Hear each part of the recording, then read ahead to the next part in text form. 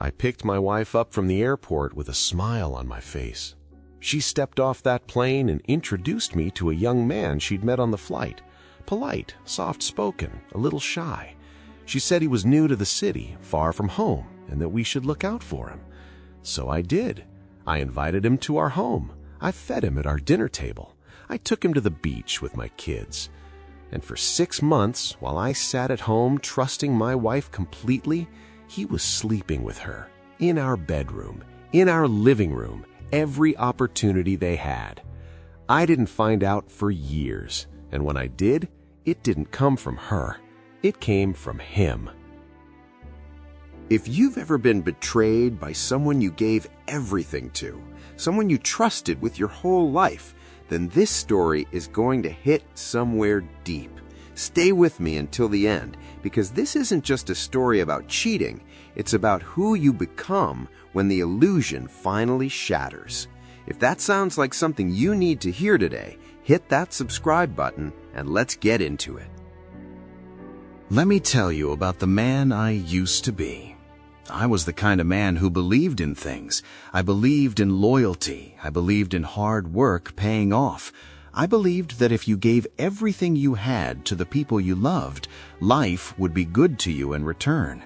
Call it naivety, call it faith, whatever you call it. I built my entire world around those beliefs.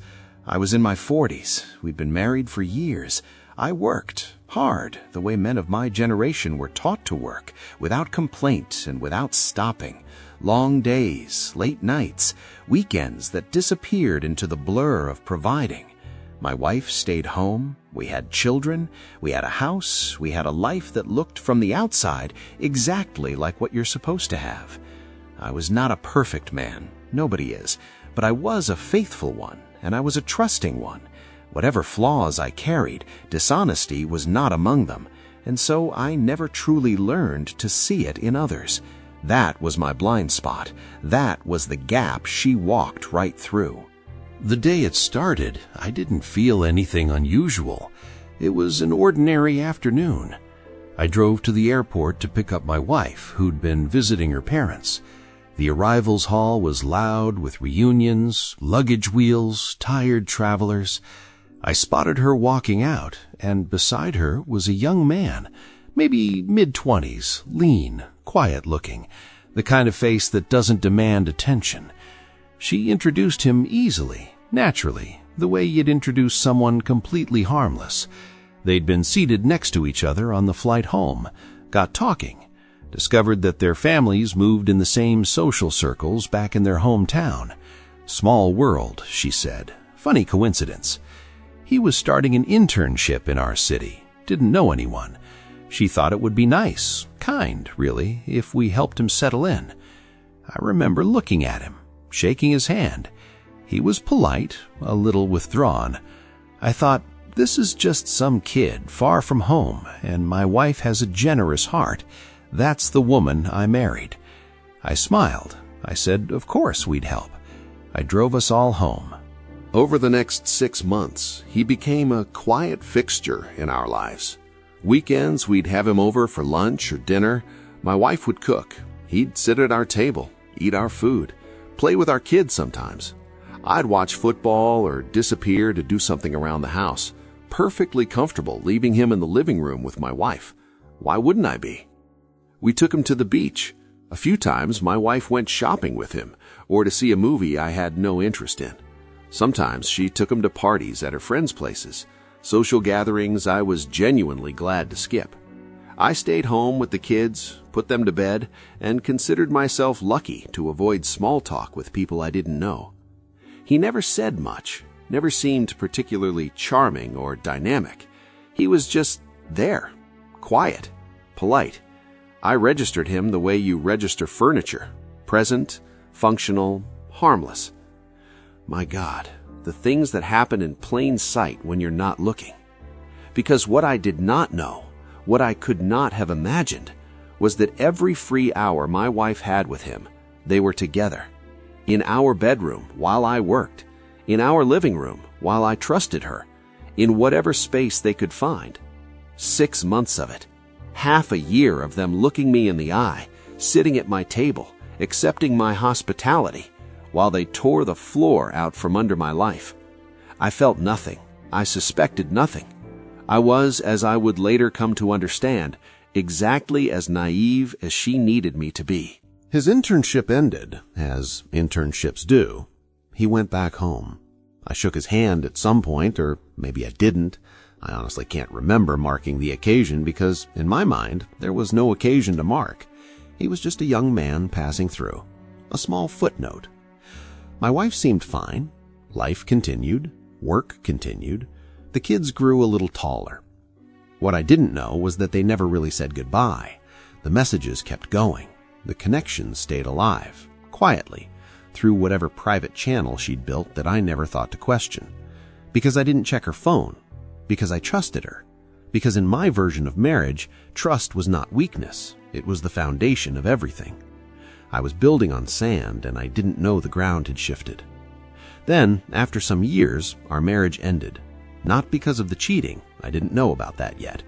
It ended because of something harder to explain to people who haven't experienced it, living with a narcissist. If you know, you know. There's a particular kind of exhaustion that comes from years of being managed, manipulated, subtly diminished, and made to feel that every problem in the relationship is your fault. It doesn't happen all at once. It happens like erosion, slowly, quietly, one small cut at a time, until you look at yourself in the mirror one day and barely recognize the person looking back. I won't go into the full details of that chapter. Some wounds are too personal for public inventory. But I will say this. By the time our marriage was over, I was tired in ways that sleep couldn't fix. The divorce was long, messy, financially devastating in the way divorces tend to be when you've spent years building something together and then have to divide the rubble. I came out the other side, still standing. Barely, at first, but standing. It was after the divorce that I found out. Not from her, not from him, from her friends. Those gracious, generous women who apparently had known for years and kept quiet. I still don't fully understand what moved one of them to finally tell me. Maybe guilt, maybe the peculiar satisfaction some people take in delivering catastrophic news. Maybe the divorce dissolved whatever loyalty she'd felt to keep the secret. Whatever the reason, one afternoon she sat down with me and told me the whole story. The young man from the airport, the 6 months, every opportunity they had. I remember how I felt listening. It wasn't the explosion you might expect. It was something quieter and more devastating, like watching the walls of a room slowly expand outward, the entire space of your understanding growing larger and colder. Everything I thought I remembered about that time was being rewritten in real time. The beach trips, the dinner table, the evenings he sat in my house while I sat in the next room, grateful I didn't have to entertain anyone. All of it. And then she told me one more thing, the detail that she seemed to relish perhaps more than any other. Apparently, my wife had made something of a joke of it among her friends. The phrase she used, reportedly with a laugh, was that there were certain benefits to having a toy boy 20 years younger. They had laughed about it, together, while I worked. Then came the email. Sometime after the divorce, my inbox received a message with no subject line, no text, no greeting, just attachments. I opened them. They were photographs of my wife, explicit photographs, some taken in our bedroom, some in our living room, some from the background taken at what I assume was his apartment. Some were posed, some were not. He had sent them. The young man from the airport, my former dinner guest. I sat with that for a long time. My best reconstruction of what happened, after the divorce, he had intensified his pursuit of her, probably believing that now, finally, his moment had come, that she would choose him. She didn't. She rejected him, and so he sent me those images as punishment for her, using me, a man he'd sat across from at a family dinner table, as a weapon in his emotional tantrum. I didn't reply. I didn't call her. I didn't mention it. What was there to say? The damage wasn't new. It had been done years ago in my own home while I made coffee in the next room. I deleted the email and went back to my life. Here is what I want you to understand, because this is the part people get wrong about stories like mine. The pain wasn't really about the physical betrayal, not primarily. Men and women who have been cheated on know what I'm describing. There's a layer beneath the obvious wound that's almost harder to name. It's the rewriting. It's the sudden understanding that the life you believed you were living was not the life you were actually living. That the person sitting across from you at every breakfast, every dinner, every quiet Tuesday evening was someone you didn't actually know. I had believed I had a partner, not just a wife in the legal sense, but a partner, a person who was truly on my side, truly present, truly invested in the same life I was building. I had believed in the fundamental reality of my own home. I was wrong, and I had been wrong for years. That realization didn't make me angry at her, not primarily. It made me angry at myself. How had I missed it? How had I been so completely, so perfectly deceived? I went back through my memories like a detective going through a crime scene. Every red flag, every weak excuse, every moment that could have told me something was wrong if I'd only been paying a different kind of attention. There were more than I wanted to count. I had been naive beyond what I could comfortably accept about myself. I had been trusting to the point of blindness, and where I'd been working day after day, year after year, building a life for people I loved, the person I trusted most had been quietly dismantling everything from the inside.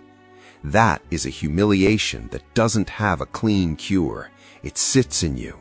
It changes your shape. Here is where I'm supposed to tell you about the revenge, the dramatic confrontation, the moment I made her pay. There wasn't one. Not a theatrical one, anyway. Because here's what I came to understand, slowly, over the years that followed. I didn't need to destroy her. Life was doing that without my participation. After the divorce, she continued exactly as she'd always been, a primary partner on the surface and a series of others beneath. Apparently, those around her knew and accepted it, or perhaps they simply hadn't figured it out yet, the way I hadn't. I was kept informed by those helpful friends of hers who seemed to think the updates would hurt me. They didn't understand that I had stopped caring about her choices a long time ago. What I did care about, I had: my children, my work, my slowly rebuilt sense of self. The young man from the airport moved to another city eventually, but I was told, by people who will never understand how much I don't need their updates, that they still met up occasionally when he passed through town.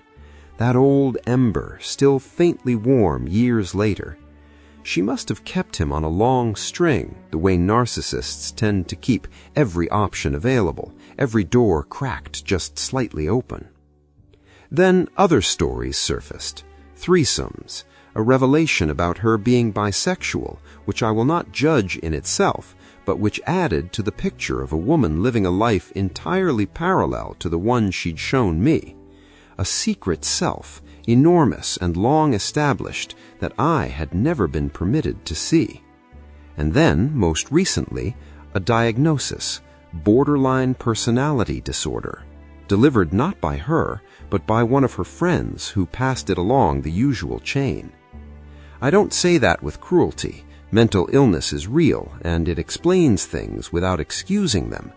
But there was a quiet moment when I received that information and felt something click into place.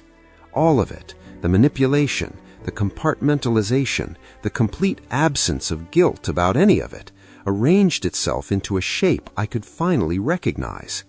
I hadn't failed to see a con artist.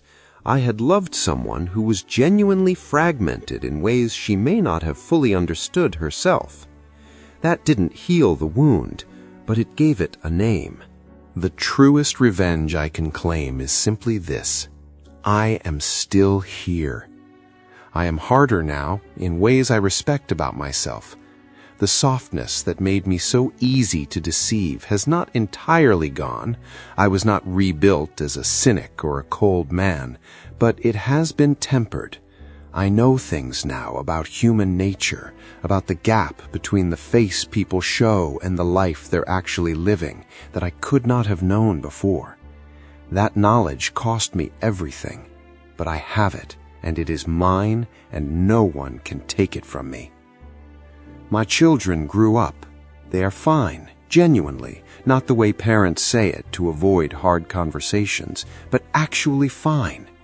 They chose closeness with me and distance from their mother, not because I ever spoke against her to them, but because children eventually see what they see. That is its own kind of verdict. I remain single, not from despair, but from decision. Trust is a muscle, and mine was torn at the root. I tried for a while to imagine extending it again to someone new, and I could not. Perhaps someday, perhaps not. Either outcome is acceptable to me now, in a way it wasn't for a long time. The financial wreckage of the divorce took years to clear. Anyone who has been through a long marriage's dissolution knows the particular brutality of dividing everything you built together. I came through it, slowly, then completely. And the friends, those faithful messengers who continued to brief me on my ex-wife's adventures for years, convinced they were either helping me or punishing her through me, I eventually understood them too. Some were well-meaning and simply clumsy. Others were performing their own happy marriages against the backdrop of my disaster. I learned to receive their information the way you receive rain. Acknowledge it, let it pass, stay dry inside. They showed me, if nothing else, who my real friends were. That was perhaps the most clarifying gift the whole experience gave me. I was 50-something years old by the time all of this had fully settled, not resolved, not forgotten, not forgiven, but settled, the way heavy things eventually settle to the bottom and stop churning the water. I am a different man than the one who picked up his wife at the airport all those years ago. I am less trusting, more perceptive, harder to fool. I am also, unexpectedly, more at peace with myself. Because stripped of everything, the marriage, the shared life, the version of myself that needed that particular story to be true, what was left was just me, and I found that I could live with who that was. Some things cannot be forgiven. I have made peace with that too. What I know is this: betrayal changes people. It can break them, or it can clarify them. The breaking comes if you stay in the wound. The clarity comes if you walk through it. I walked through it. I'm still walking. If this story stayed with you, if you've ever trusted someone completely and had that trust turned into a weapon against you, then you know exactly why this kind of story matters. It's not really about revenge. It's about survival. About finding out what you're made of when everything you believed turns out to be smoke. Drop a comment below. What's the moment that changed you? The thing that remade who you are? Because I think you might surprise yourself with the answer. And if you're new here, subscribe. Because we don't just tell stories on this channel. We tell the ones that stay with you.